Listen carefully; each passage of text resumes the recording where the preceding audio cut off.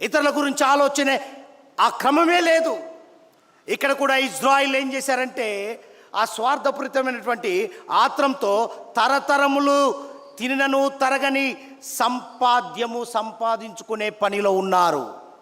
అందుకే బలవంతులు ఏం చేస్తున్నారంటే కూడబెట్టుకునే క్రమంలోనికి వెళ్ళిపోతున్నారండి.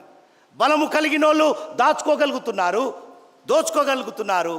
బలహీనులేమో దారిద్ర్యంలోనికి మారిపోతున్నారండి. ఈ దినము అలమటిస్తున్నారు ఆకలికి. ప్రియమైన దేవుని సంగమా, ఈనాడు ప్రపంచంలో మరి ముఖ్యంగా గమనిస్తే ఒక మాట గమనించవచ్చు. ఇక్కడ చూడండి, భారతదేశం లాంటి అభివృద్ధి చెందుతున్న దేశాలలో ఈ దినం గమనించండి, అభివృద్ధి చెందుతున్న దేశాల్లో, అభివృద్ధికి దిగువ ఉన్న దేశాల్లో ఆకలి కేకలు వినబడుచున్నాయి కదా. మనకు ఎదురవుతున్న సమస్య ఇదే. గమనించండి, దేవుడు ఆహారమును ఇవ్వక కాదండి, దేవుడు ఇచ్చువాడే. ఆహారం ఇవ్వక కాదు, ఇచ్చిన ఆహారమును కొందరు దాచుకొనటం వలనే సమస్య, ఆకలి కేకలు వినబడుతున్నాయి. ప్రియమైన దేవుని సంగమా, ఇక్కడ అదే జరిగింది. ఈ నిర్గమ కాలములో, ప్రయాణములో, ఆ జర్నీలో జరిగిన సంఘటన, అహరోనులకు ఎదురైన సంఘటన ఇదే విధంగా జరిగింది. అందుకే చక్కగా మరి నెహెమ్యా గ్రంథంలో ఒక మాట వ్రాయబడింది. ప్రియమైన దేవుని బిడ్డలారా, దేవుని సంగమా, ఒకసారి చూసుకుందాం. నెహెమ్యా గ్రంథంలోనికి వెళ్దాం. ఇక్కడ వ్రాయబడిన మాటలు చూద్దాం. నెహెమ్యా గ్రంథము 9వ అధ్యాయము 14వ వచనం చూసుకుంటే ఇక్కడ ఒక చక్కని మాట కనబడుతుంది. వారికి నీ పరిశుద్ధమైన విశ్రాంతి దినమును అనుసరింపక నాజ్ఞ ఇచ్చి నీ దాసుడైన మోషే ద్వారా ఆజ్ఞలను, కట్టడలను, ధర్మశాస్త్రమును వారికి నియమించి తిని, వారి ఆకలి తీర్చుటకు ఆకాశము నుండి ఆహారమును, వారి దాహము తీర్చుటకు బండలో నుండి ఉదుకము తెప్పించితివి. వారికి ప్రమాణము చేసిన దేశమును స్వాధీనపరచుకొనని వారికి ఆజ్ఞాపించితివి. అయితే వారు మా పితరులు గర్వించి లోబడనొల్లక నీ ఆజ్ఞలకు చెవియొగ్గకపోయిరి. చూసారా, గర్వించి ఆజ్ఞకు లోబడక చెవినొగ్గకపోయిరి అంటున్నాడు. ప్రియమైన దేవుని సంగమా, చూడండి, ఇక్కడ వారు విధేయులటకు మనస్సు లేని వారై తమ మధ్య నీవు చేసిన అద్భుతములను జ్ఞాపకము చేసుకొనక తమ మనస్సును కఠినపరుచుకొని తాముండి వచ్చిన దాస్యపు దేశమునకు తిరిగి వెళ్ళుటకు ఒక అధికారిని కోరుకొని నీ మీద తిరుగుబాటు చేసిరి. అయితే నీవు క్షమించుటకు సిద్ధమైన దేవుడవును, దయా వాత్సల్యం గలవాడవును, దీర్ఘశాంతమును, బహుకృప గలవాడవునై ఉండి వారిని విసర్జింపలేదు. హల్లెలూయా. ఇన్ని విధాలుగా చేసినా కూడా వారిని విసర్జింపలేదండి. ప్రియమైన దేవుని సంగమా, ఈ దినము మానవుని విధేయతను దేవుడు పరీక్షిస్తున్నాడు. మన విధేయతను దేవుడు పరీక్షిస్తున్నాడు. ఆనాడు ఇజ్రాయేలు ప్రజల విధేయతను పరీక్షించాడు. సమృద్ధిని ముందు పెట్టాడండి. సరిపడినంత తీసుకోండి అని ముందు పెట్టాడు. ఆత్రంతో ఆక్రమించుకుంటున్నాడు అని పరిశీలించిన దేవుడు మానవుని పరీక్షిస్తున్నాడండి. మన ముందు సిరి సంపదలు పెడితే కావలసినంత దోచుకుంటాం, రేపటి గురించి ఆలోచిస్తాం. ఏనాటి పథ్యం ఆనాటికేని దేవుడు ఆజ్ఞ సెలవిచ్చిన ఇజ్రాయేలు ప్రజలు సమకూర్చుకోవడం మొదలుపెట్టారు. ప్రియమైన దేవుని సంగమా, మానవుడు ఆత్రంతో అత్యధికంగా కూర్చుకున్నది అతను అనుభవించలేని పరిస్థితిలో ఉన్నాడు. అది వాస్తవం. నిజమేనా? మనం చూస్తే వెనకటి దినాలకు వెళితే కరోనా సమయంలో ఎంతమంది సమకూర్చుకొని అనుభవించలేని స్థితిలోనికి వెళ్ళిపోయారండి. ఈనాడు కూడా దేవుడు హెచ్చరిస్తున్నాడు. ఇజ్రాయేలుకు మన్నా అనే ఆహారము బహుమానంగా ఇచ్చి అరణ్యంలో అద్భుతంగా పోషించి ప్రతి వారి అవసరతను దేవుడు తీరుస్తూ వచ్చాడండి. ప్రియమైన దేవుని సంగమా, ఈ దినము గమనించండి, ప్రతి వ్యక్తి అత్యాశను దేవుడు తీర్చడండి. అత్యాశను ఎప్పుడు కూడా తీర్చడు. అత్యాశ కలిగి జీవిస్తున్నావేమో, గమనించు, ఇజ్రాయేలు ప్రజలు అత్యాశ కలిగి మన్నా విషయంలో వారు సనుక్కొనిన విధానము, మోషే అహరోనుల నాయకత్వంలో వారు సనుక్కున్న విధానాన్ని గమనించినట్లయితే వారు అత్యాశకు వెళ్ళి దేవుని ఉగ్రతకు లోనయ్యారు. ప్రియమైన దేవుని సంగమా, యేసు క్రీస్తు ప్రభువారు తనను తాను జీవాహారంగా తెలియజేస్తూ మన్నాతో పోల్చుకున్నాడండి.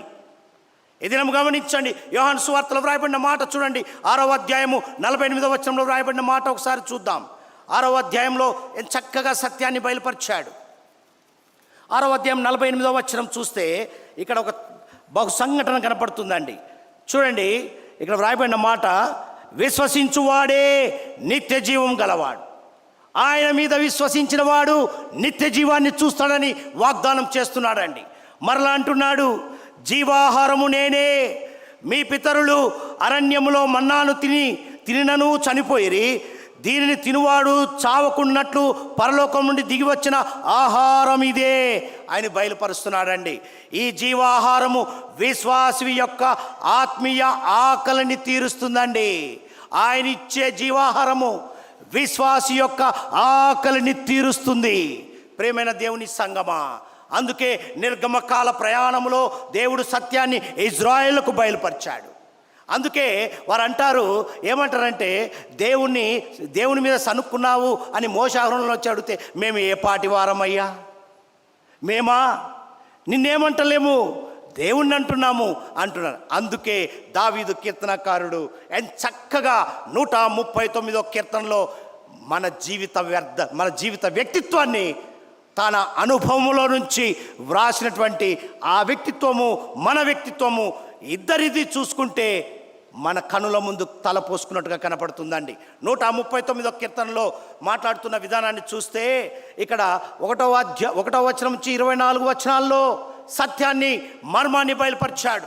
చక్కగా ఈ కీర్తనలో దావీదు మరి దేవుడు సర్వము వ్యాపించి ఉన్నాడని, సర్వము ఆయనకు మరుగు చేయలేదని బయలుపరిచాడండి. ప్రియమైన దేవుని సంగమా, ఇక్కడ గమనించండి, సర్వజ్ఞుడు, సర్వశక్తి మంతుడని దావీదు కీర్తనకారుడు చెప్తున్నాడు ఈ దినం.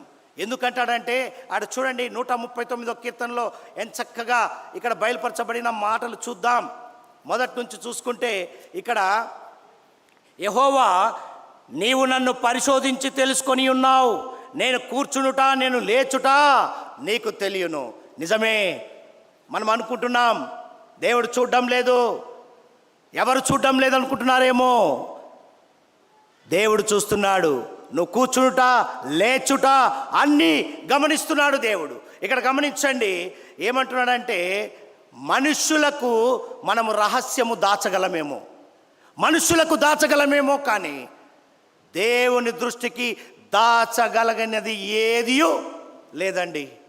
నువ్వు మనుషులకు, ఇంటి వారికి కానీ, బయటి వారికి కానీ, సమాజం వారికి కానీ దాచిపెట్టగలవేమో, కానీ ఆ దేవాతి దేవునికి నీ స్థితిగతులు నువ్వు దాచలేవు. అందుకే దావీదు కీర్తనకారుడు ఇక్కడ వ్రాయబడిన అనుభవాన్ని చూద్దాం. ఇక్కడ చూస్తే ఏమంటున్నాడంటే, అయ్యా నేను కూర్చుంటా లేచుట అని నీకు తెలుసు. నిజమే, మనం ఏ స్థితిలో ఉన్నామో అన్ని ఎరిగి ఉన్న గొప్ప దేవునికి తెలుసండి. ప్రియమైన దేవుని సంగమా, ఇక్కడ గమనించండి, దేవుని దృష్టికి దాచగలిగింది ఏదియో లేదు. దేవుడు సర్వాంతర్యామి, సర్వజ్ఞుడు అంటున్నాడు. దేవునికి సమస్తము తెలియను, సర్వజ్ఞుడు అని 1వ వచనం నుంచి 6 వచనాల్లో దేవునికి సమస్తము తెలియనని దావీదు కీర్తనకారుడు బయలుపరుస్తున్నాడు.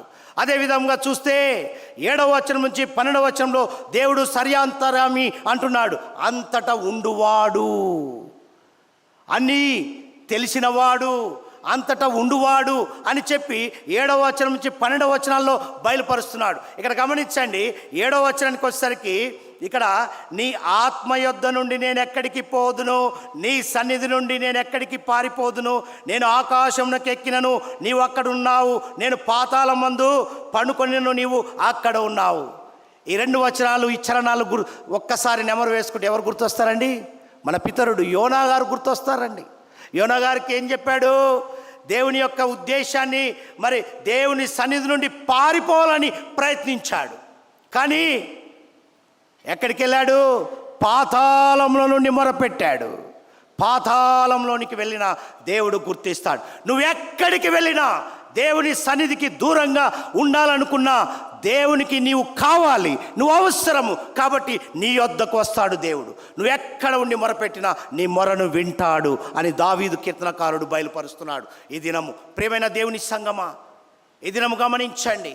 ఎందుకు ఇవన్నీ ఈ ప్రయాణంలో, ఈ అప్పగింపబడుట ప్రయాణంలో బయలుపరుస్తున్నాడంటే ముందు మీకు సత్యాన్ని తెలియపరచడానికి. ఇక్కడ గమనించండి, దేవుని సృజనాత్మకము బయలుపరుస్తున్నాడు. మరి 13వ వచనం నుంచి 18వ వచనం వరకు, అదేవిధంగా మరి 23, 24 వచనాలకు వచ్చేసరికి దైవ నడిపింపు కార్యక్రమాన్ని మరి చూపిస్తూ దేవునికి ప్రార్థన చేస్తున్నాడండి. అయ్యా, మరి ఈరోజు నేను నీకు దాచగలిగానేమో, నీకు చెప్పలేని సత్యాన్ని నేను దాచిపెట్టానేమో, నీవు మాత్రం ఎరిగి ఉన్నావు, నా స్థితిగతులు ఎరిగి ఉన్నావు. యోనాను గుర్తు చేశావు, మరి నేను ఏ పాటి వాడినో గుర్తు చేశావయ్యా. నిజమే, నీ దగ్గర నేను ఏది దాచలేని స్థితిలో ఉన్నానయ్యా. నన్ను మార్చయ్యా, నీ వైపు త్రిప్పుకో. ఒకవేళ నాలో లోపాలుంటే క్షమించు, నీ బిడ్డగా, నీ సేవకునిగా నన్ను అంగీకరించు అని చెప్పి ప్రాధేయపడ్డాడండి దావీదు గారు. ప్రియమైన దేవుని సంగమా, ఈ దినం గమనించండి, మరి దేవుని నడిపింపులో ధన్యకరమైన జీవితం ఉందని దావీదు కీర్తనకారుడు గుర్తించాడు. విశ్వాస జీవితంలో ఆయన జీవహారం ఇస్తా అన్నాడు. దేవుని జీవితంలో దేవునితో నడిస్తే, దేవునికి అన్ని విధాలా మనం బయలుపరచుకుంటే ధన్యకరమైన జీవితాన్ని ప్రసాదిస్తాడని దావీదు కీర్తనకారుడు బయలుపరిచాడండి. 2 సందర్భాలను దేవుడు బయలుపరిచాడు. కీర్తనకారునితో మాట్లాడాడు, ఇశ్రాయేలు ప్రజలతో మాట్లాడాడు, మరలా ఇప్పుడు తనను వెంబడిస్తున్న శిష్యుల దగ్గరికి వచ్చాడండి. వెంబడిస్తున్న మనతో కూడా ఈ రాత్రి వేళ మాట్లాడుచున్నాడు. యోహాను సువార్త 13వ అధ్యాయము 1 నుంచి 17 వచనాలు గమనించినట్లయితే ఇక్కడ యేసుక్రీస్తు ప్రభువారు శిష్యులను సిద్ధపరుస్తున్నాడండి. అంటే శిష్యులను సిద్ధపరచలేదని కాదు, వారు క్రమంగా ఉన్నారు, క్రమంగా లేరు అని కాదు. వారు క్రమంగా నడుచుకున్న స్థితిలో వారు సత్యాన్ని గ్రహించలేని స్థితిలో ఉన్నారు. అందుకే వాళ్ళని ఏం చేస్తున్నాడంటే వారిలో తగ్గింపు జీవితాన్ని ఏ విధంగా ఉంటుందో బయలుపరుస్తున్నాడు. ప్రియమైన దేవుని బిడ్డలారా, ఈ రాత్రి వేళ గమనించండి, యేసుక్రీస్తు ప్రభువారు ఇక్కడ మరి ఏం చేశారంటే తాను పొందనయ్యున్న అవమానం, శిలువ ద్వారా అవమానము అని తెలిసి అయినను ఆయన అతిశయించలేదండి. అంటే అది అవమానము కాదది తండ్రి ఆజ్ఞ. సమాజం ఏమనుకుంటుందంటే ఆయనకు అవమానము, మరి శిలువ ద్వారా అవమానం అవుతుంది, మరణము అవమానం అవుతుందని. ఆయన మరణాన్ని ఛేదించగల గొప్ప దేవుడు అండి. ఆయన ఆ సమయంలో ఆయన తప్పించుకోగలిగినటువంటి గొప్ప శక్తిమంతుడు. కానీ మన కొరకే ఆ అనుభవాన్ని ముందు పెట్టాడు. ఇక్కడ గమనించండి, ఏం చేస్తున్నాడంటే ఆయన తగ్గించుకొని తన అతిశయము తగ్గించుకున్నాడు. నా అతిశయం నా తండ్రి అని చెప్పి తను తాను తగ్గించుకొని శిష్యుల పాదాలు కడగడము ప్రారంభించాడు.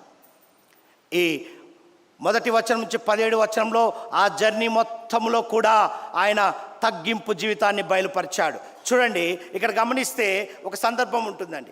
ఎందుకు పాదాలు కడుగుతారు అంటే యూదుల సాంప్రదాయం. విందుకు ముందు పాదాలు కడిగే క్రమం మనం గమనించండి. ఎవరైనా ఇంటికి వచ్చారనుకోండి, ముందు కాళ్ళు కడుక్కొని ఇంట్లోకి రమ్మంటాం, భోజనానికి కూర్చోమంటాం. ఆనాడు దినాల్లో కూడా యూదులు అదే క్రమం పాటించారు. అయితే ఇక్కడ గమనించండి, శిష్యులు గురువుల పాదాలు కడగడము కామన్, అది తప్పేం కాదు. కానీ గురువే శిష్యుల పాదాలు కడగడం మహా ఆశ్చర్యం. నిజమేనా? అంటే ఎంత తగ్గింపో చూడండి. శిష్యుడి కాలు పట్టుకోవడం అంటే గురువు ఇప్పుడున్న సమాజంలో అసంజసం. నిజమా? నేనా? తగ్గించుకున్నవాడే. తాను తగ్గవలసి ఉన్నది, నేను హెచ్చవలసి ఉన్నది. హల్లెలూయా, దేవునికి మహిమ కలుగునుగాక. ప్రియమైన దేవుని బిడ్డలారా, ఇక్కడ గమనించండి, దేవుని కుమారునిగా దాసునిగా తగ్గించుకున్నాడు. వారికి చెప్తాడు, అయ్యా నేను బోధకునే, దాసునే, కానీ ఇప్పుడున్న సందర్భం మీకు అవసరం అని తగ్గించుకున్నాడు. తగ్గించుకొని వారి పాదాలు కడగడం మొదలుపెట్టాడు. అయితే తన శిష్యుల్లో గమనించండి, ఈ దినం పాదాలు కడుగుతున్నాడు. తన శిష్యుల్లో ఒకడు అప్పగించనయ్యున్న వ్యక్తి ఉన్నాడని తెలిసి కూడా ఆ సందర్భం ఎలా ఉంటుందని మనకి ఎదురైతే మనం తట్టుకోగలుగుతామా? ఎదుట శత్రువు ఉన్నాడంటే వాడిని ఏదో చెయ్యాలి అన్న దృక్పథం ఉంటాం. కానీ యేసయ్యలో అటువంటిది లేదండి. తగ్గించుకున్నాడు. నన్ను ఇంకా కొద్ది క్షణాల్లో నన్ను అప్పగించబోతున్నాడే అని తెలిసి కూడా ఏం చేశాడండి? అపరిమితంగా యూదాను ప్రేమించాడండి. ఒక రకంగా గమనిస్తే మానవ భాషలో ప్రేమ అందని ఆత్మీయ అనుభవము. ఆ ఆత్మీయ అనుభవము మనలో చూడాలనుకుంటున్నాడు ఈ రాత్రి వేళ. దేవునికి మహిమ కలుగునుగాక. ఆ ఆత్మీయ అనుభవం లేకనే మనం ఓడిపోతున్నాం, విఫలమవుతున్నాం సమాజంలో, సంఘములో. కాబట్టి ఆత్మీయ ఆ అనుభవాన్ని నేర్పిస్తున్నాడండి. ఆ ప్రేమను కనపరుస్తున్నాడు. తగ్గింపు మరి అక్కడ కనపరుస్తున్నాడు, శిష్యులకు నేర్పిస్తున్నాడు. ఇక్కడ పాదాలు కడిగే క్రమంలో మరల ఒక అనుభవం ఎదురైంది. నేనా నువ్వా, ఎవరు గొప్ప అనే క్రమంలోనికి వెళ్ళారు. చూడండి, లూకా సువార్తలోనికి వెళ్దాం.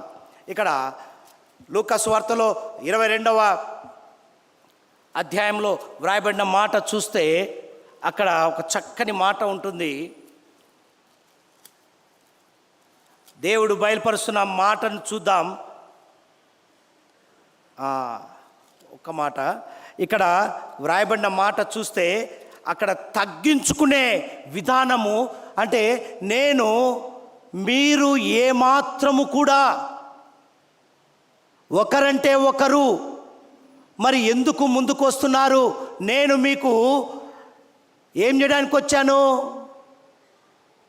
మీకు తగ్గింపు జీవితంతో వారికి పాదాలు కడిగి మానవత్వంతో మీకు ఉపచారం చేయడానికి వచ్చాను, మీకు తెలియపరచడానికి వచ్చాను. కాబట్టి నేను చెప్పించుకునేవానిగా రాలేదు. కాబట్టి మనం సమాజంలో గుర్తింపు కలిగిన జీవితంతో ఉండాలని చెప్పి వారి పాదాలు కడగడానికి సిద్ధపడ్డాడు.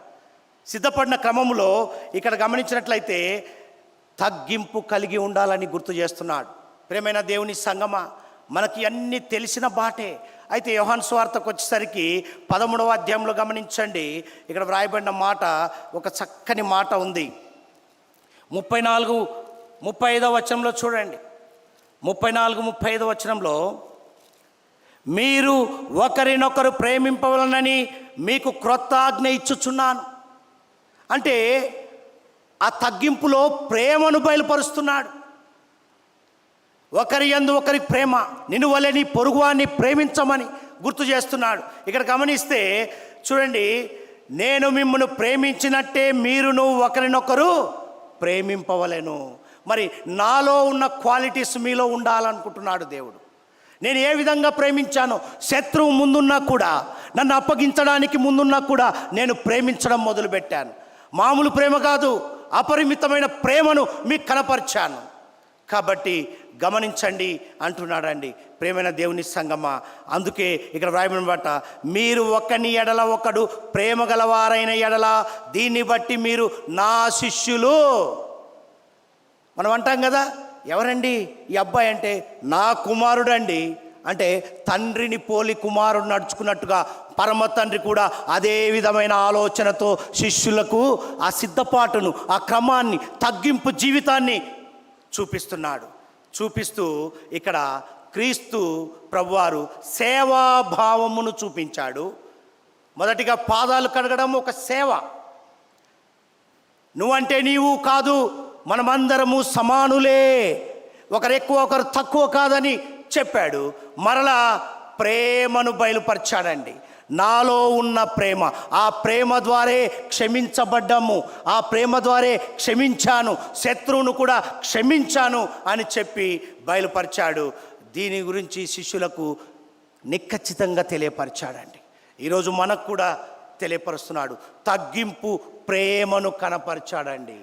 మొదటిగా జీవాహారము ఇచ్చుకుంటూ, రెండవదిగా మన గురించి వ్యక్తిత్వాన్ని, మరి విశ్వాసి కావలసినటువంటి తగ్గింపు జీవితాన్ని, వెంబడిస్తున్న వారిని కూడా మరి ఏ విధంగా తగ్గింపు కలిగి ఉన్నారో మరి చూడండి. చీమలు చూడండి, అవి ఒకేలాగా వెళ్తాయి. ముందు వెళ్తున్న చీమ ఎలా వెళ్తుందో వెనక ఉన్నాయి కూడా ఒకే బాట వెళ్తుంది. అంటే మనం నడుస్తున్న క్రమంలో, సమాజంలో మనం ఏ విధంగా క్రైస్తవత్వము, విశ్వాస జీవితంలో నడుస్తున్న మనము దేవుని పోలి, మరి నన్ను పోలి నడుచుకోమని చెప్పిన రీతిగా మనం నడుస్తున్నామా లేదనేది ఆయన శిష్యులు ఏ విధంగా తెలుసుకుంటున్నారో మనం కూడా ఆ విధంగా తెలుసుకోవాలని దేవుని యొక్క ఉద్దేశం. దేవుని శిష్యులని మీరు తెలుసుకుంటారు, అందరూ తెలుసుకుంటారని చెప్తున్నాడు కదా. మరి శిష్యులు అని గుర్తు ఎలా పడతారంటే తగ్గింపు జీవితం, ప్రేమ. మనము కూడా దేవుని యొక్క కుమారులుగా, కుమార్తెలుగా, ఆయన సొత్తుగా మనం జీవిస్తున్న విధానంలో మనల్ని గుర్తించాలంటే ఆయనను పోలి నడుచుకో విధానం, ప్రేమ, సమాధానము, సంతోషము కలిగి మనం ఇతరులను తగ్గింపు కలిగిన జీవితంతో మనము వారిని ప్రేమించినప్పుడే మనల్ని గుర్తిస్తారు అని తెలియపరుస్తున్నాడు. ప్రేమైన దేవుని సంగమా, అదేవిధంగా ఇవన్నీ నేర్పించుకుంటూ వచ్చి అప్పుడు చివరిగా ఆయన పిలుస్తున్నాడు. ఆయన ప్రభువు బల్ల సమర్పణలోకి తీసుకొచ్చాడండి. మొదటి కొరింథీయులు పౌలు భక్తుడు కొరింథీయు సంఘంలో ఉన్నటువంటి విశ్వాసంలో ఉన్నటువంటి లోపాలు కలిగినటువంటి విశ్వాస వీరులకు తెలియపరుస్తున్న విధానములో కొరింథీయులకు చెప్తున్నాడు, ఓ కొరింథీయు సంఘమా, ఈ దినము తెలుసుకోండి. మరి ఆయన ఏ విధముగా జీవాహారాన్ని ఇజ్రాయేలు ప్రజలకు నడిపించే విధానములో వారు సనుక్కున్నా గొనుక్కున్నా వారిని ప్రేమించాడు. నువ్వు ఏ పాటి వారివో బయలుపరిచాడు, వ్యక్తిత్వాన్ని బయలుపరిచాడు, తర్వాత సిద్ధపాటును చేశాడు, తరువాత ఆహారాన్ని అందించడానికి సంఘటనకు తీసుకొచ్చాడు. చూడండి, ఇక్కడికి వస్తే మొదటి కొరింథీయులకు రాసిన పత్రిక 11వ అధ్యాయంలోనికి వెళ్దాం. ఇక్కడ వ్రాయబడిన మాటలు చూద్దాం. ఎంత చక్కగా చూడండి, ఇక్కడ దేవుడు మాట్లాడుచున్న మాట, నేను మీకు అప్పగించిన దానిని ప్రభువు వలన పొంది తిని అని పౌలు భక్తుడు కొరింథీయు సంఘంతో చెప్తున్నాడు. నాకు అప్పగించిన బాధ్యత, ఆయన శిష్యునిగా నేను తగ్గింపు జీవితంతో ఆయన ఇచ్చిన ప్రేమను బట్టి మీకు బయలుపరుస్తున్నాను అని చెప్తూ ఈరోజు మనకు కూడా చెప్తున్నాడు. శిష్యరికంలో ఉన్న మనకు, శిష్యత్వంలో ఉన్న మనకు దేవుడు బయలుపరుస్తున్నాడు. ఏమని రాయబడిందో చూద్దామా. నేను మీకు అప్పగించిన దాన్ని ప్రభు వలన పొంది తిని, ప్రభు అయిన యేసు. ఇప్పుడు అస్సలు సంఘటన అండి, అస్సలు మర్మాన్ని దేవుడు తీసుకొచ్చాడు. చూడండి, నేను మీకు అప్పగించిన దాన్ని ప్రభు వలన పొంది తిని, ప్రభు అయిన యేసు తాను అప్పగింపబడిన రాత్రి, ఈ రాత్రి అప్పగింపబడిన రాత్రి ఒక రొట్టెను ఎత్తుకొని, చూసారా, కృతజ్ఞతాస్తులు చెల్లించి, మనకు దొరికిందా తీసుకొని వెళ్తాం, కానీ ఆయన ఒక రొట్టెని ఎత్తుకొని తండ్రికి మొరపెడుతున్నాడండి. కృతజ్ఞత తెలియజేస్తున్నాడు. కృతజ్ఞత తెలియజేస్తూ ఇక్కడ ఎత్తుకొని కృతజ్ఞతాస్తులు చెల్లించి దాన్ని విరచి, ఇది మీ కొరకైన నా శరీరము, నన్ను జ్ఞాపకము చేసుకొనుడి. అంటే అర్థం ఏంటి? నేను ఏ విధంగా బానిసత్వం నుంచి విడిపించిన విధానాన్ని గుర్తు చేసుకోండి. మీ మీద ఆకలి సంరక్షణ పరీక్షించిన విధానము గుర్తు చేసుకోండి. మిమ్మల్ని ఎలా సరిచేశానో, మిమ్మల్ని ఎలా క్రమంగా సిద్ధపరిచానో, నన్ను వెంబడించే క్రమంలో మిమ్మల్ని ఏ విధంగా సిద్ధపాటు చేశానో ఒక్కసారి నెమరు వేసుకోండి. నా ప్రేమను, నా తగ్గింపును, ఒక్కసారి నా విశ్వాసమును, తండ్రి నాకు ఇచ్చిన ఆజ్ఞ నెరవేర్చానే, అవి ఒక్కసారి నెమరు వేసుకోండి అని చెప్పి గుర్తు చేస్తున్నాడండి. అదండి నన్ను జ్ఞాపకము చేసుకొనుడి అంటే. ప్రియమైన దేవుని సంగమా, ఇక్కడ గమనించండి. మరి ఇక్కడ రొట్టెను పుచ్చుకున్నప్పుడు గమనించమంటున్నాడు, విశ్వాసముతో, ప్రేమతో మరి నా శరీరాన్ని పాలు పొందించుకోండి. ఆ శరీరము మరి మీకు అందించబడినప్పుడు నా విశ్వాసాన్ని ఒక్కసారి జ్ఞాపకం చేసుకోండి, నా ప్రేమను ఒక్కసారి జ్ఞాపకం చేసుకోండి, నా తగ్గింపు జీవితాన్ని ఒక్కసారి జ్ఞాపకం చేసుకోండి అంటున్నాడండి. ప్రేమైన దేవుని బిడ్డలారా, అప్పుడు అంటున్నాడు, ఇది నా శరీరము, ఆయన శరీరము మన హృదయ లోతుల్లోనికి వెళ్ళునుగాక. ప్రియమైన దేవుని సంగమా, మరలా అప్పుడు ఏం చేశాడంటే, మరలా ఏం చేశాడండి చూడండి, ఆ ప్రకారమే భోజనమైన పిమ్మట ఆయన పాత్రనెత్తుకొని, ఈ పాత్ర నా రక్తములైన క్రొత్త నిబంధన. ప్రియమైన దేవుని సంగమా, ఆయన గిన్నె పుచ్చుకొని, ఇది నూతన నిబంధనలైన నా రక్తమని తెలియజేశాడు. క్రీస్తు రక్తము నిబంధన గుర్తండి. గమనించండి, పాత నిబంధన ధర్మశాస్త్రము ఆధారం చేసుకున్నది. ఎలా అంటే అప్పుడు నిర్గమ కాండంలో వ్రాయబడిన మాట చూస్తే 24వ అధ్యాయము 1 నుంచి 8 వచనాల్లో మోషే అప్పుడు మరి కోడెలను బలి అర్పించి బలిపీఠం మీద రక్త ప్రోక్షణ చేసి మరి మనుషుల మీద రక్త ప్రోక్షణ చేశాడు. అప్పుడు వారు పరిశుద్ధపరచబడిన జాబితాలోనికి వెళ్ళేవారు, అంటే ధర్మశాస్త్ర ప్రకారం. అయితే ఇప్పుడు కానీ క్రొత్త నిబంధన అంటే కృపకాలంలోనికి వచ్చిన తర్వాత, అందుకే అంటున్నాడు ఇక్కడ క్రీస్తు రక్తము నిబంధన కలిగింది, ఒక కమిట్మెంట్ కలిగి ఉన్నది. ఎందుకంటే నీ కొరకు నా కొరకు రక్తము చిందించాడు, ఆ రక్తము ప్రాణము కలిగింది. అందుకే క్రొత్త నిబంధనలో ప్రేమ కృపతో నిండి ఉందని బయలుపరుస్తున్నాడండి. ఈ ప్రేమ, ఈ కృప ఎన్నిక లేని వారిని ఎన్నిక కలిగించి, యోగ్యము లేని వారిని యోగ్యపరిచి, అంటే ఎరుగని ప్రజలకు కూడా ఎరిగి ఉండి ఎరగలేనట్టుగా జీవిస్తూ నటిస్తున్న వారిని కూడా ఆయన హత్తున చేర్చుకొని ఆయన ప్రేమను కనపరిచి క్షమించి మరలా ఆయన తన జీవములో నడిపిస్తున్న విధానాన్ని బయలుపరుస్తున్నాడు. అందుకే అంటున్నాడు, ఎన్నిక లేని వారిని ఎన్నిక చేసి ప్రేమ కృపలు స్థానము కల్పిస్తున్నాడండి.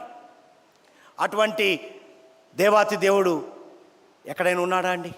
మన దేవుడు నిజ దేవుడు, మాట్లాడే దేవుడు, కార్యములు చేసే దేవుడు, అద్భుతములు చేసే దేవుడు. అందుకే ఆయన శరీరాన్ని, ఆయన రక్తాన్ని ప్రాణముగా మనకు పెడుతున్నాడు. ఒక్కసారి జ్ఞాపకం చేసుకోమంటున్నాడు, క్రీస్తు రక్తము నూతన జీవమునకు సూచనండి. అందుకే మత్తయి గారు రాస్తారు 26వ అధ్యాయం 20 నుంచి 28 వచనాల్లో అదే మాట వ్రాయబడింది, నిబంధన రక్తము ప్రాణము కలిగిందని. అదేవిధంగా మార్కు గారు రాశారు 14వ అధ్యాయం 22వ వచనం నుంచి 24వ వచనం వరకు. అదేవిధంగా లూకా సువార్త 22వ అధ్యాయములో 19వ వచనం నుంచి 22 వచనంలో వ్రాయబడి ఉందండి.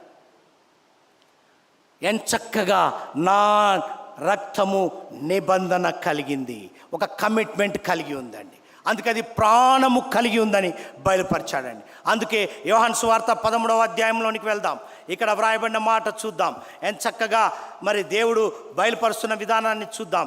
13వ అధ్యాయం 21వ వచనంలో చూస్తే ఇక్కడ చూడండి, యేసు ఈ మాటలు పలికిన తరువాత, అంటే ఏదైతే బల్లకు ఆహారం అందించడంలో ఆయన శరీరము రక్తము అందించి మరి అందరికీ క్రమముగా శిష్యులకు చెప్పిన తర్వాత, యేసు ఈ మాటలు పలికిన తర్వాత ఆత్మలో కలవరపడి మీలో ఒకడు నన్ను అప్పగించునని మీతో నిశ్చయముగా చెప్పుచున్నానని రూఢిగా చెప్పాడు. ఆయన తెలుసు నిట్టూర్పు విడుస్తున్నాడు, ఆయన ప్రేమను పంచాడు, ఆయన క్షమించాడు, అపరిమితమైన ప్రేమను పంచాడు. ఎదురుగా అప్పగించేవాడిని చూసి కూడా ఆయనలో ఒకే ప్రేమ, ఒకే తగ్గింపు. ఆయన పక్షపాతి కాదండి, ఆయన నిజ దేవుడు, ప్రేమించే దేవుడు. శత్రువు ముందున్న, అదే మనమైతే శత్రువు ముందుంటే వాడిని ఎప్పుడు దండించాలని ప్రయత్నం చేస్తాం. మన జీవితాలు అలా ఉన్నాయి. అందుకే సరి చేసుకోమని ఈ రాత్రి వేళ దేవుడు బయలుపరుస్తున్నాడు ఈ సత్యాన్ని.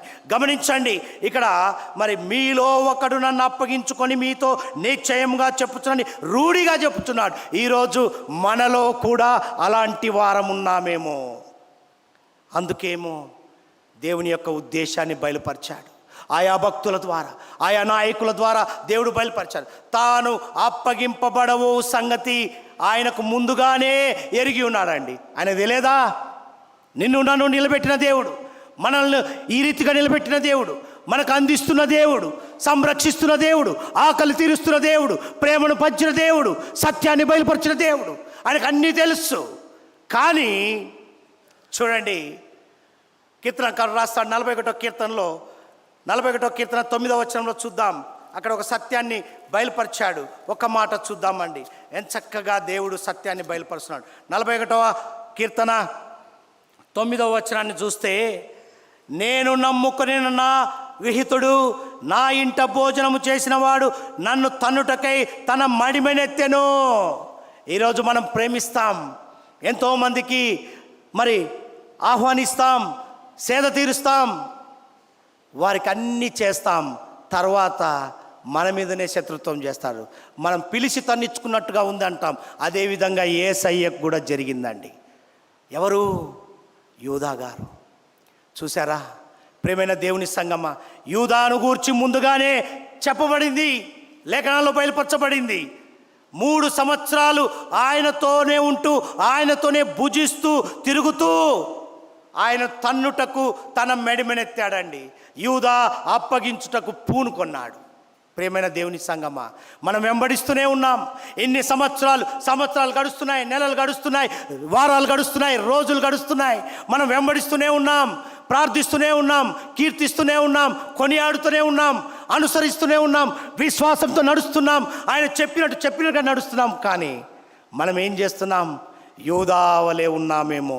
ఒక్కసారి గుర్తు చేసుకోమంటున్నాడండి. ప్రేమైన దేవుని బిడ్డలారా, ఆయన ప్రేమను, తనను అప్పగించు వానిని ప్రభు ఏం చేశాడో తెలుసా? స్నేహితునిగా భావించాడు, స్నేహితునిగా చెప్పాడు. ప్రేమైన దేవుని సంగమా, ఈ రాత్రి వేళ ఒకటి అడుగుతున్నాడు దేవుడు. ఆ అప్పగింపబడిన రాత్రి, ఈ రాత్రులు, ఈ ఎన్నో సంవత్సరాల నుంచి ఈ రాత్రులను నువ్వు నెమరు వేసుకుంటూనే ఉన్నావు. అప్పగింపబడిన రాత్రి అని నువ్వేం చేస్తున్నావు? ఆచారంగా, అనవైతిగా మరి దాన్ని అనుసరిస్తున్నావేమో. ఈ రాత్రి వేళ దేవుడు అడుగుతున్నాడండి. పాత నిబంధన గ్రంథం నుంచి కృపకాలం నుండి క్రొత్త నిబంధన గ్రంథం వరకు నీకు అన్ని సత్యాలు రూఢిపరిచాడు, నెమరు వేయించాడు, సత్యాన్ని కనుల ముందు చూపించాడు. అయితే ఒక మాట అడుగుతున్నాడు. ప్రియమైన దేవుని సంగమా, ఈ రాత్రి వేళ అడుగుచున్న మాట, ఈ అప్పగింపబడు రాత్రి వేళ అడుగుచున్న మాట ఏంటంటే, యూదా నన్ను అప్పగించబోతున్నావయ్యా అని తెలిసి కూడా క్షమించాడు. క్షమించిన దేవుడు అడుగుతున్నాడు, నిన్ను నన్ను మనల్ని అప్పగించువారమా, అంగీకరించువారమా? ఈ దినం అడుగుచున్నాడండి. ప్రియమైన దేవుని బిడ్డలారా, అంగీకరించు వారమైతే నిజంగా అయ్యా నువ్వు పరీక్షించిన విధానాన్ని, నువ్వు ఆకలి తీర్చిన విధానాన్ని, ఆత్మీయ అనుభవాన్ని నడిపించిన విధాన్ని నేనేంటో తెలియపరిచావయ్యా. విశ్వాసాన్ని బలపరిచావు, విశ్వాసంతో నడిపించావు, తగ్గింపు ప్రేమను కనపరిచావు. అందుకే నేను అంగీకరించువానిగా నేను నీ ముందు కనపరుచుకుంటాను, నా హృదయాన్ని నీకు అర్పించుకుంటాను అనే మాట నీలో నుండి రావాలని దేవుని యొక్క ఉద్దేశం. ఎప్పుడు ఆ మాట అంటావా? లేకపోతే యూదాలాగా అప్పగించే పనిలో ఉంటావా? నాకెందుకులే అని అనుకుంటున్నావేమో. ఈ రాత్రి వేళ గమనించండి, మనము అప్పగించువారమా, అంగీకరించువారమా? ప్రియమైన దేవుని బిడ్డలారా, ఈ రాత్రి గమనించండి, తన ప్రేమలో, తన తగ్గింపులో, సంస్కారంలో ప్రేమను, శత్రువును ప్రేమించే గొప్ప నేర్పరి మనకు నేర్పాడండి. అప్పగింపబడిన సమయమందు కూడా, నిట్టూర్పుతో కూడా నువ్వు అంగీకరించుచున్నావా అని అడుగుతున్నాడండి. ఈ రాత్రి వేళ అడుగుతున్నాడు. ప్రియమైన దేవుని సంగమా, మరి నిన్ను నన్ను నిలబెట్టుకొని, ఈరోజు మనలందరినీ నిలబెట్టుకొని నిజంగా జీవమునిచ్చు దేవుని ప్రేమను ఈ రాత్రి వేళ బయలుపరిచాడు. అదండి మర్మము. అప్పగింపబడుటలో జీవమునిచ్చు ప్రేమ ఉంది. ఆయన నిట్టూర్పు విడుస్తూ బాధకరంగా కలవరంతో ఉన్నా కూడా నీకు జీవమునిచ్చే ప్రేమను అనుగ్రహించి వెళుతున్నాడండి గొప్ప దేవుడు. నిన్ను అప్పగించువానిగా కాక, ఈ దినము నిన్ను మనస్ఫూర్తిగా వెంబడించువాడిగా నిలబెట్టయ్యా, నడిపించయ్యా అని చెప్పి ఆ దేవాతి దేవుణ్ణి మనం అడుగుదామా? అడిగిన వారందరూ ధన్యులు.